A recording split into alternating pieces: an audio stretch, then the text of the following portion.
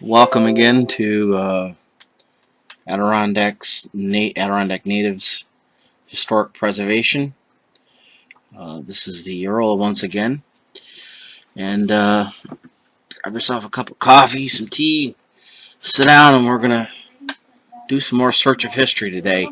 Wanted to continue our discussion on Edinburgh, and the history I'm going to provide today is not direct history, but it's indirect history.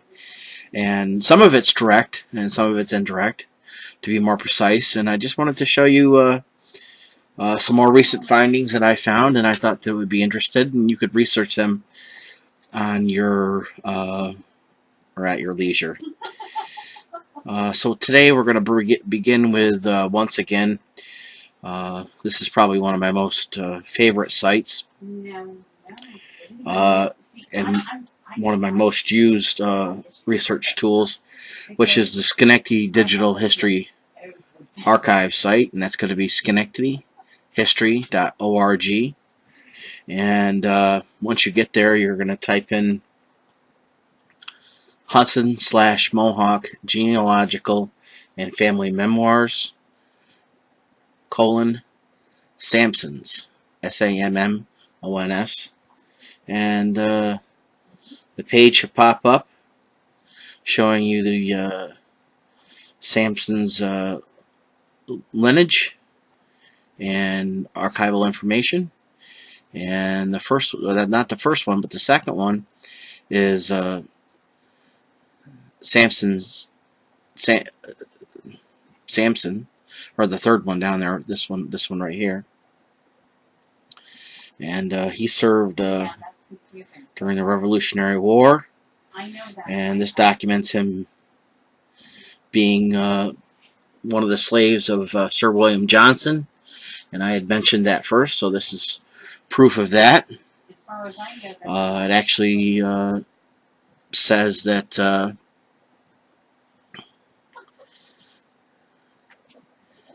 he, and I quote, this is copyright in 2015, Schenectady Digital History Archive, a service of Schenectady County Public Library. And it reads, and I quote, where it says that number 3, and as you scroll down, Sampsons, and that was his name. He also became the owner by purchase of William, Sir John Johnson's favorite slave, who assisted in buying Sir Johnson's plate when he was obliged to leave hurriedly for Canada. Sorry, he was Sir John Johnson's slave. Very close relative to Sir William Johnson. And then there's a Lieutenant Sampsons, born in Ulster County, also served in the end of the French and Indian War, beginning of the Revolutionary War. And then there was Major Thomas Sampson, Major Thomas Sampsons, born in Ulster County, served during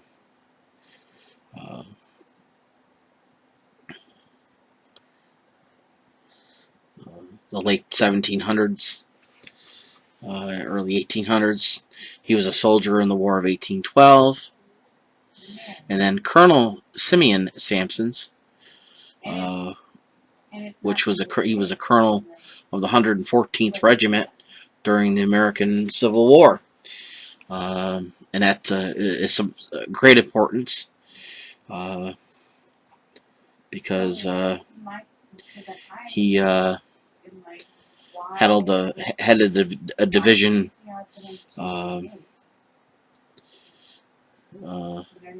into the state of Florida eventually. And that's about it for that example. I'm so sorry. Excuse me just for 1 second. And my next reference, we're going to stay right in Schenectady, digitalhistory.org. Once again, that copyright is 2015. Schenectady Digital History Archive, a service of the Schenectady County Public Library. And we're going to stay right here for a few minutes, and we're going to look at some interesting information. This is talking about the Mohawk Turnpike, which eventually ended up being US 90 or Route 90, going from Albany, New York to Buffalo and points in between. This is very significant because it tells the history of that major road.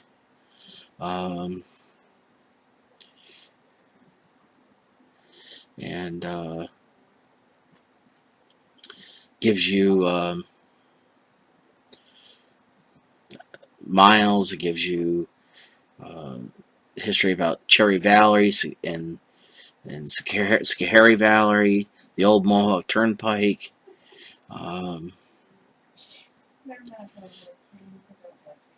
Also called the Iroquois Trail, Albany to Buffalo, 305 miles. This is wonderful information because it just gives a new avenue to research not only Iroquois Indian history, but also New York State history. And this is a good find for any historian. I use this site a lot because it's been proven to be based on first-hand accounts, primary source documents that archivists and historians use a lot. So that's there, and it's entitled History of Mohawk Valley, Gateway to the West, 1614 to 1925. It's chapter 101, the Mohawk Turnpike and the Valley Highway System. So you're going to want to type that in. You can look at that information at your leisure, and come up with your own conclusions on not only the Mohawk Indian, but the roads that would have gone between Route 90 or US 90, going east to west, west to east, and get a clear account of some of the happenings between the French and Indian War throughout the Civil War. My next example is you're going to go over to Three Rivers, and just type it in just like this, Three Rivers, shms.com/NYREV.HTM. And this is going to be a reference of New York and the Revolution as a colony and a state, by James A. Roberts, Comptroller, compiled by Frederick G. Mather, Mather, second edition, 1898, 2 volumes.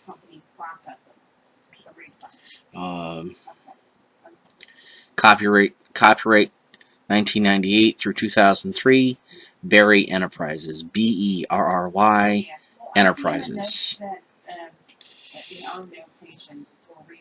And we're going to look at some archival information. This is going to be the next window I show you is going to be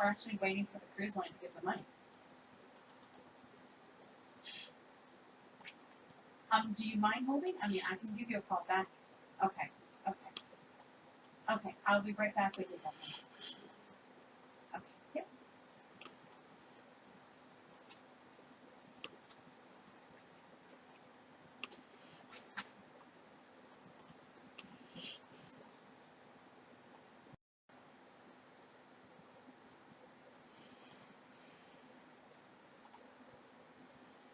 So on there, you're going to look for, as you scroll down there on that site, you're going to see several different regiments and groups, and you're going to be about a quarter of the way down, right about here.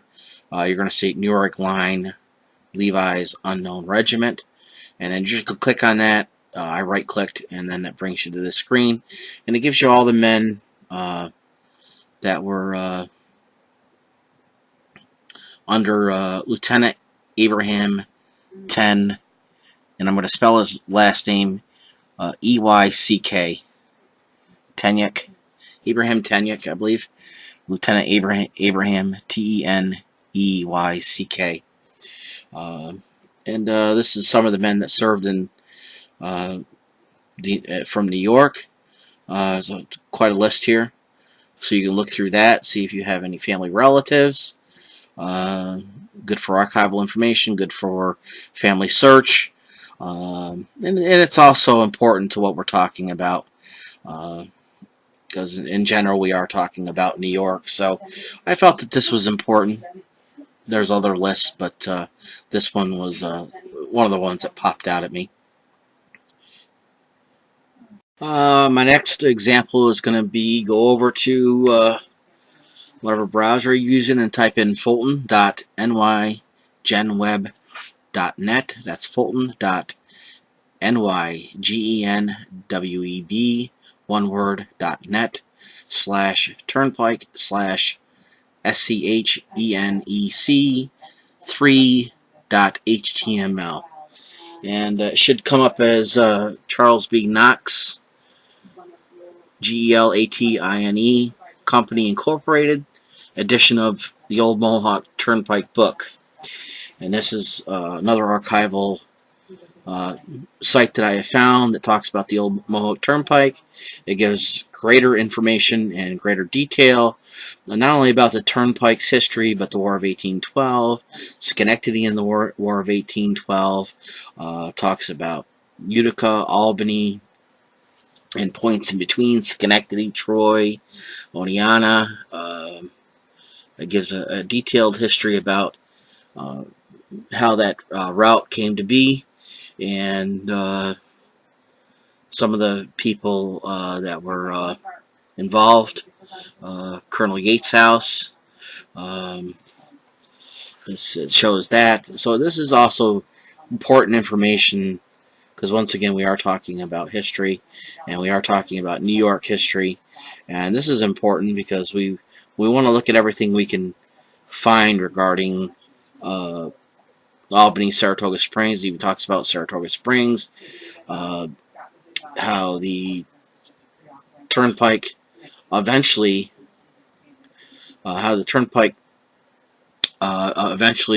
was constructed north into Saratoga, and we know Saratoga to be one of the last residencies of Solomon Northrop, which was kidnapped into slavery. And if you haven't seen the movie 12 Years a Slave, and written the books by the two books that are out there regarding him, that is an amazing movie and two amazing books regarding his life in the Underground Railroad, and it's a must-read. I would recommend them three things, and you can look them up at your leisure. My next example, you're going to want to go over to Google Books, and you're going to want to type in the following book, Scenes in the Life of Harriet Tubman, and it's by Sarah Hopkins Bradford, last name B-R-A-D Ford, F-O-R-D, and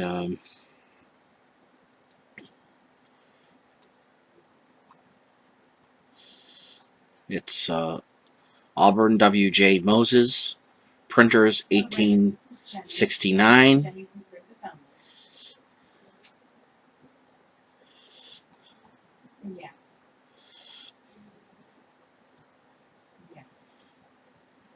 It was entered in the Act of Congress in the year 1869 by William G. Wise. Okay. Dennis Brothers and Company, Auburn, New York. And this is about the best account that I could find about the life of Harriet Tubman. Harriet Tubman was known as the Moses of her people, and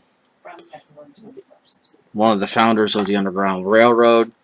So this is not only a historical find, but it's also historically significant regarding the Underground Railroad, Tubman's involvement. So this is going to be a good book for any resource to find out any background information regarding the Underground Railroad, which we know came up to the Northeast. And you can research this book at your leisure.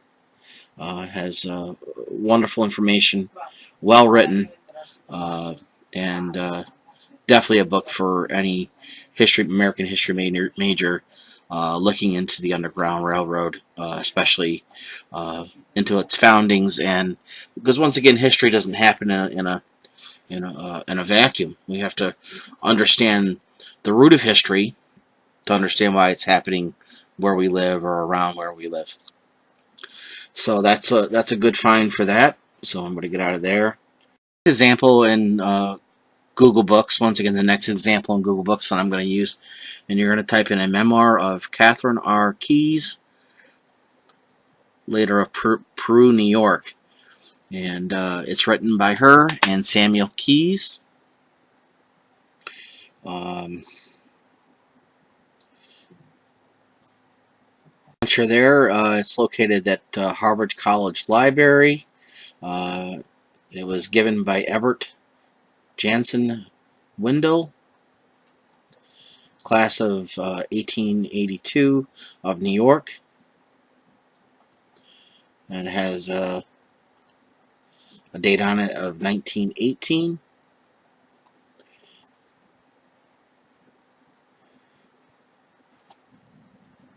Work by James Egbert, EGBERT Printers, number 358, Pearl Street, 1866.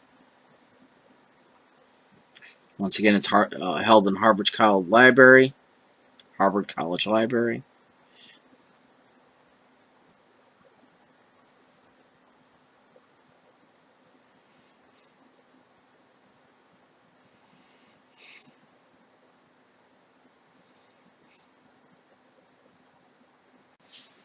I cannot obtain a copyright from this book, but you're gonna look through this. As Catherine Keyes was another abolitionist during the Underground Railroad.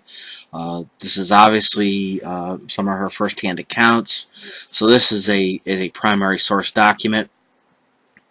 And a major find for not only the Underground Railroad, but for what we're talking about, once again, that general history of that root history of how it began, why it began, and obviously Miss Keyes was from New York, Peru, New York. She settled there, so this is definitely a memoir that is not only worth keeping but reading and researching to its fullest. And I would recommend you do that on your leisure. The next book we're going to look at is entitled Round Greensboro. AROUND, Greensboro, GRENSBORO, excuse me. The author is Michael, MICHELE, Buddy, BUDAY, Murray, MURRAY. It was written in 2015.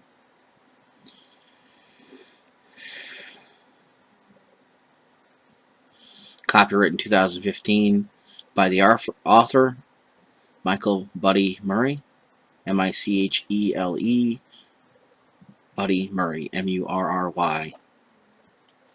It was published by ARCADIA Publishing in South Carolina.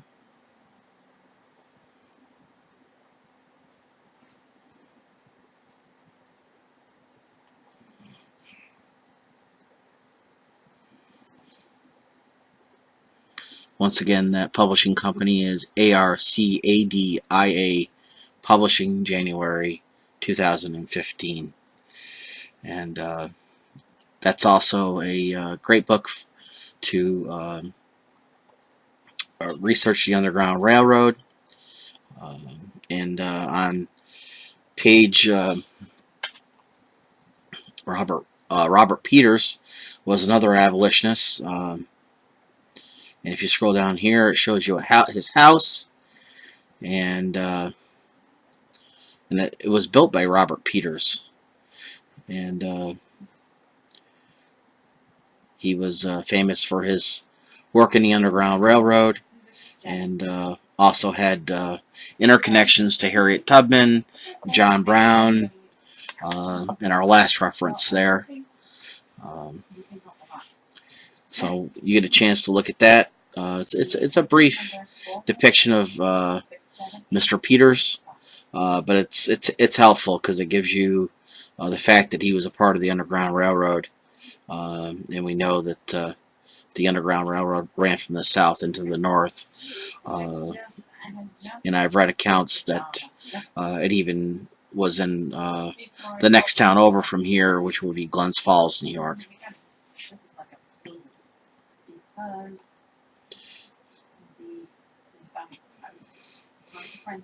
We're going to stay right in Google Books once again, and this time you're just going to type in the Underground Railroad, a record of facts, authentic narratives, and letters. It's written by William Steele, and if you know anything about Mr. Steele, he was also connected to Harriet Tubman, John Brown, and some of the others that we've already mentioned. This book is written by William Steele, and it is published in Philadelphia by Porter and Coates, Porter and Coates, Coates, and the date on is 1872.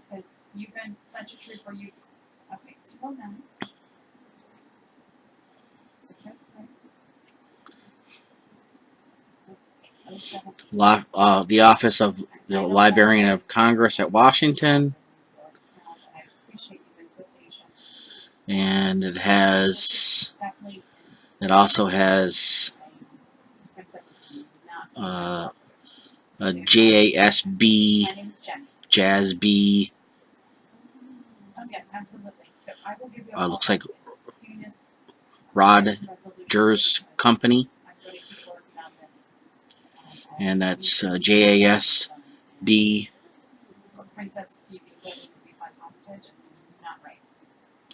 JASB RODGERS Company. That's electrotypers and printers. Is that reference? See any copyright information there, but you can look through this. This is also written by Mr. Steele. He was once again synonymous with the Underground Railroad, and once again is a good source to understand once again that groundwork of the Underground Railroad, the root of the Underground Railroad, where it began, and how it ended up going into the Northeast and eventually Canada. So that fits right into our scope today. So we're going to move on now to our next example.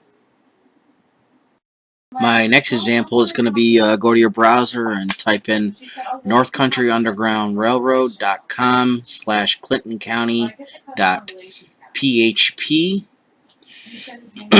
and once again that's northcountryundergroundrailroad.com, all one word, / whatever it is, clinton-county.php, and it should come up Clinton County page 1, and it's talking about Keysville, Peru, New York, the Quakers, the Underground Railroad. It's talking about Stephen Key Smith, how he was influential in the Underground Railroad. He even has a quote by Mr. Smith.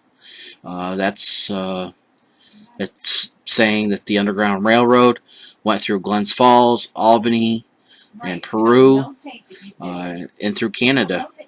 The Underground Railroad was not only used wagons, but we know now that it used steam-powered boats during that time period. And I've even found references to them using trains, certain trains as well too. There's Noia Moore, the Smith House.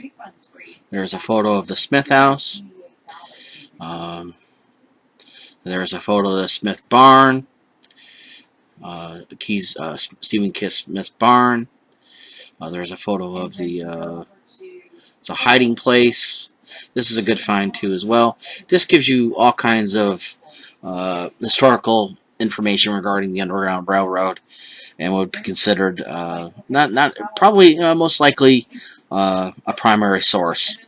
And it also mentions once again Albany, Troy, and Glens Falls, harboring fugitive slaves, different spots, Southern Adirondack to Clinton County, and it's copywritten 2005 to 2018, North Country Underground Railroad Historical Association. So that's a good find. You can read through that and look through that and use that as a reference in a research guide. And that's all for that one. My next example is going to be once again in Google Books, and you're going to type in Uncle Tom's Cabin, parts 1 through 13, written by Harriet Beecher Stowe, and it was published in London by John Casseley, JOHNCASSELL,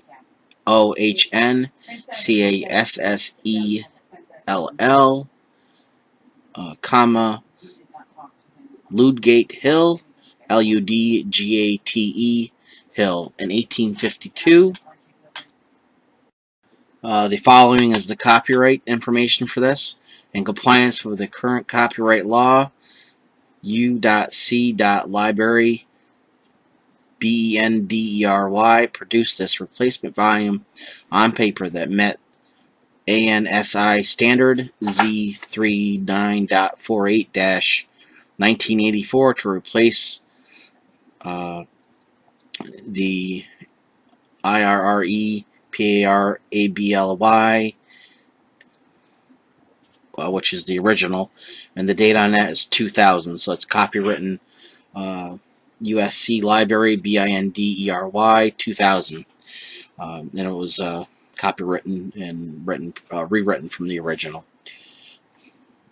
And as we know that Stowe wrote extensively about the Underground Railroad, so this once again is a primary source document, first-hand accounts of her regarding her findings and her understanding of the Underground Railroad, and would deserve much attention and research regarding that history within our culture. My next example is going to be on your browser. You're going to type in Adirondack Almanac, AdirondackAlmanac.com. That's one word. And you're going to look at Thursday, April 20th, 2010, by editorial staff, Hidden Room, highlight of the Underground Railroad site. You're going to look for that. Anything regarding that. And this talks about Stephen Keys Smith Farm. It talks about the Underground Railroad, once again running through from New York City to Albany, in through Troy, Glens Falls. It even has a quote once again about,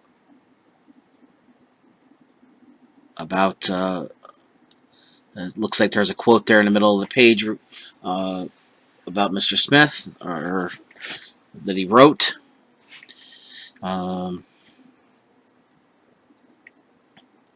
In 1887, it shows you some of the same pictures I showed you there earlier regarding his place there in upstate New York, and Peru, New York, Clinton County, and that's helpful information. It proves that the Underground Railroad was in multiple places and had multiple hiding spots.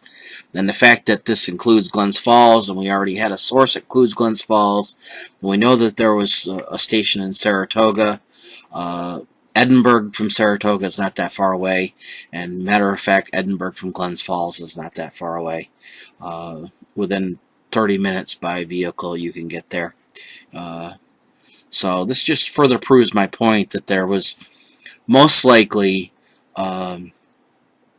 either a hiding place or a stop in Edinburgh, New York, and I just want to make that clarification.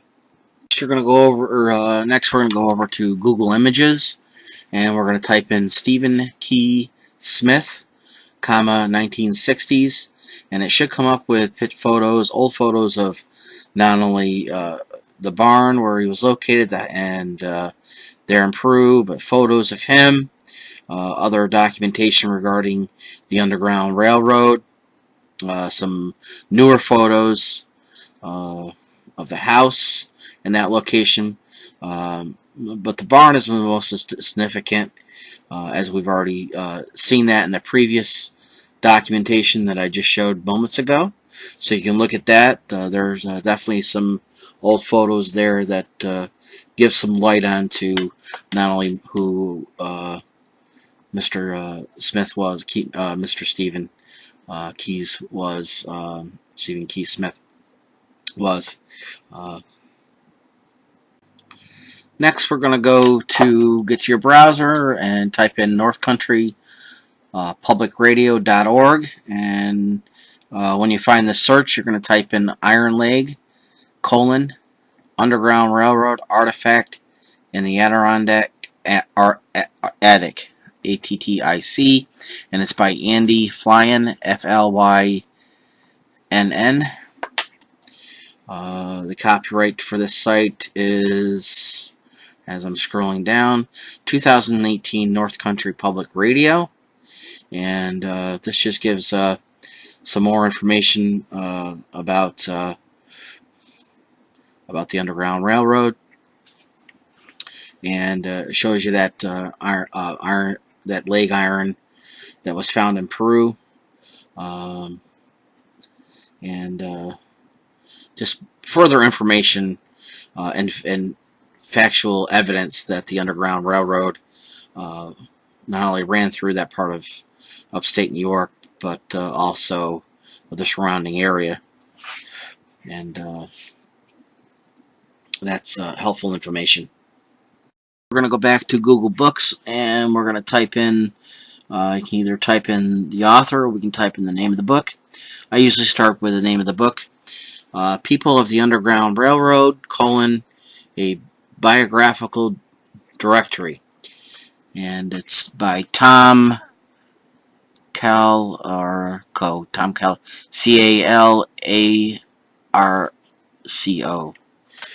And People of the Underground Railroad. And it's by Tom, Calarco. It's published by Greenwood Publishing Group. Greenwood Press, and copywritten by the author. Copyright 2008, Tom